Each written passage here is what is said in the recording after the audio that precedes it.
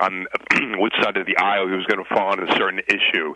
And frankly, that is so refreshing to me because out of the three big ones, the biggies right now, he is the only one that I can endure any longer. I can't listen to anyone besides Michael. And you know something, Chris? I'll tell you this: I find Michael pompous and arrogant many a night, and I'll say to myself, "This guy's taking himself too seriously." But for some reason, the very next night, I'm tuned into my station and listening for because he's the stream of consciousness, the talking off the top of his head. I'd like to see some of these listeners talk for 2-3 hours and not measure every word they're saying and be able to pull it off without offending someone somewhere at some time. It's impossible. You know, Ralph, it's a very, and I don't, Dr. Savage, I'll certainly let him do that, and he does that often here, but I can tell you just with my experience in this business, it is, what he does is the most unique thing you're hearing on talk radio today, certainly on the national level. You're right.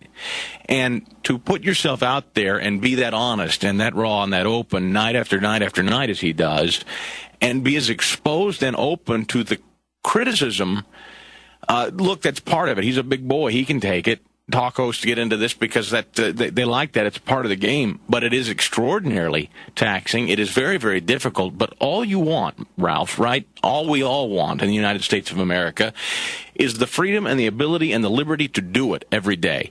We'll take the lumps. We'll take the criticism. We'll take whatever comes. We'll take the charges of racism and sexism and homophobia and bigotry and all those things. We'll take it. Because we're in the business, we're big boys, we can take it. But what we can't take, what saddens and quite frankly frightens us all, is when there are powerful interests that actually move to ban, shut down, and silence us. That's chilling. That is something that is, it strikes at the core of how the man makes his living, and the basic cornerstone of our country, freedom of speech. That's what is so chilling about this. That is why he writes in his opening chapter, it isn't about his ego. You know, Ralph says he thinks that he's happy somehow to be talking about the crisis in his life, writes Dr. Savage in the first chapter. You can read this at michaelsavage.com. But it's wrong. I'm standing up for myself. It doesn't mean I'm enjoying it.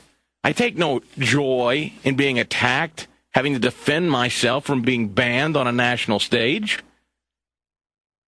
Don't assume a man is standing up for himself is not a man who would rather be left alone. That's all. Just wants the right to speak, the freedom of speech. Such a basic right in this country, and it truly is under assault. Without question. Teresa in Albany, New York, you're on the Savage Nation. Hello. Well, in Europe, it may have been about the radical Islamic thing where they were trying to pacify them by going after Savage. I think that any publishing house that published the book would probably be targeted in some way, sort of like the Google Maps out in California after people voted against the homosexual marriage out there. Do you think, Teresa, and this, because I don't know, I'm not sophisticated enough, and I don't operate at high levels of management and business to know the business end of it, but do you suppose that, as you say, pick your agenda, your enviro nut job agendists, are they more powerful than the almighty dollar when it comes to just bottom base? We hear all the time, profit, profit, profit, evil profit. Oil companies are evil, they profit. Insurance companies are evil, they profit. Well, publishing houses are in the business of profit, too. And Michael Savage, if they published his book, Banned in Britain, if they touched it, if they picked it up, they'd have a hot bestseller. They would make money hand over fist. And I cannot, from a pure profit, from a pure business model, I genuinely do not understand why ideologically that trumps your ability to make money and profit out there. Are they that stupid? Are they that self-destructive? Is that it, Teresa? I think that's the hot button issue in this country. I mean, God help you if you say anything. If you say you don't think it's right, the lifestyle isn't right, or it's wrong. God help you if you say that. So I think that's the big elephant in the room here. But again, I think they're trying to keep the peace, probably over in Britain at this point. But one other thing I'd like to say, as far as disagreeing with Obama, I think right now anybody who does that is considered racist. And that's what they keep throwing in our face. And one more thing, just I'd like to say, is that he right now, for the African American people, he is presiding over the murder of 1 out of 2, probably rolling over in their graves, that a lot of people support this man. Teresa, thanks for the phone call. Let's go to Rod in Connecticut on the Savage Nation. Hello. Sir, I must state that it is utterly reprehensible. In myself, yes, I happen to be quote-unquote African-American, but I think that's rudderless in itself. I've always been told that, oh, well, you're supposed to think like this because I've had conservative views. And it's funny because once I started listening to Dr. Michael Savage, all of the liberals that I grew up with all of a sudden thought that I was too strong for them, that I was bizarre, that, oh, he's a right-wing whack job because he believes this, when they don't understand that I was trying to do them a favor and wake them up to what was going on around them. And it's funny because people expected me to support Barack Obama, and no, I didn't. I supported Mitt Romney, and I still support Mitt Romney because I always feel that the conservative value is for the sanctity of the conservation of what the original American ideology is. Liberalism is one of the biggest forms of fascist racism because it puts you in limiting paradigms that subjugate you into what you are supposed to be rather than what you could be with free thought and the right will. Rod, did you, I don't know if you heard me talking about this, but I think it is something, I hope, you say you're a black man, is that right, Rod? That's correct. Yeah, did you see this video I'm talking about? Harry Alford, the Black Chamber of Commerce president, testifying before Barbara Boxer when she waved the NAACP letter of endorsement in his face, as though, and because he disagreed with the global warming legislation presented, this kneecap and tax legislation coming out of Congress, because he testified against the legislation. Barbara Boxer waves the NAACP letter of endorsement of kneecap and tax in his face and says, hey, in essence, she's saying, Rod, and I don't know if you've experienced this before, this is what I'm driving at, and you can speak to this with authority. You've been told then by people like Barbara Boxer and the liberals in this country, hey, your skin color is black, you have to be a liberal, right? That's the way it goes. That's the way you're treated? Yeah, oh, absolutely. Oh, gosh, yeah, because people would look at me and think, wait a minute, you're not supposed to listen to heavy metal music. You're not supposed to have conservative values. You're supposed to listen to rap music, and you're supposed to be a Democrat because of what you are, because look at what the Republicans have done to you throughout the years. And I look at that and I would say, excuse me, you were looking into liberalism history. Don't you watch the news? No, I don't watch the news because the news is nothing but lies. The only news I need is Dr. Michael Savage every night.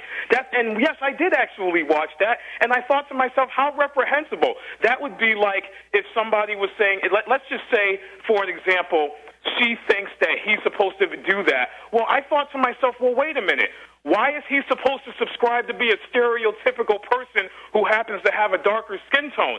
He is a free-thinking individual. He is thinking for himself in the conservation of America of what's right versus what's wrong. And she's trying to tell him with the nerve that she would have to say, oh, no, you're not black. If they agree, you're supposed to agree. Well, guess what? If everybody is running into a meat grinder, are you going to be stupid enough to do it too? Because that's what liberalism is. You're running your mind into a meat grinder, and you're becoming part of the monotony of the robot of fascism. Rod, you sound like a passionate and intelligent thinker out there. We're grateful to have you as a member of the Savage Nation. Thanks for the phone call today. Maybe before we go to break here, I've got to get Robin in Arizona. This is unbelievable. Robin, I'm told your husband either got out of jury duty or was kicked off a jury pool because of Savage. Is that what you're saying? Yes, my husband got called up for jury duty in Cochise County, Arizona, and he was the second person they came to that day, and they asked him if he listened to talk radio, and he said yes, and they said, who do you listen to? And he said, Michael Savage, and they said, you can be excused. Now, wait a minute, Robin. You're saying that your husband was asked as a potential juror if he listens to talk radio? Yes, and that was the only question they asked him. What in the world do you suppose that would have to do with anything that's being tried in a court of law in Arizona? So do you know what the case was involving? I guess you don't when you're part of a jury selection. He was only the second person they talked to. He was shocked. I mean, I don't know. I mean, I'm looking at Arizona, and I'm trying to think why that would even be a relevant question for someone that's trying to weed out someone that would listen to Savage Nation. Was it a borders, language, culture issue? Is it because people that listen to the Savage Nation are fiercely protective of the border? Are they trying an illegal case down there? I know you're sadly the murder capital of the world down there by illegals, Robin. Could it have been that? Who knows? But why is it relevant? That's the point. Robin thank you for the phone call. Now, listen, I have no reason to believe Robin would call and lie about that. So if that's true, if that's going on, juries are now being selected. Do you listen to talk radio? Thank you. You're excused. You think Banned in Britain is something exclusive to Michael Savage? You think the book this man has written, being placed on a terrorist watch list, in effect, in another country, a talk show host in Britain has now been banned as a terrorist? You think that can't happen here? Jury pools are now being weeded of talk radio listeners, according to Robin. I got to believe that's happening. No, this is just the tip of the iceberg.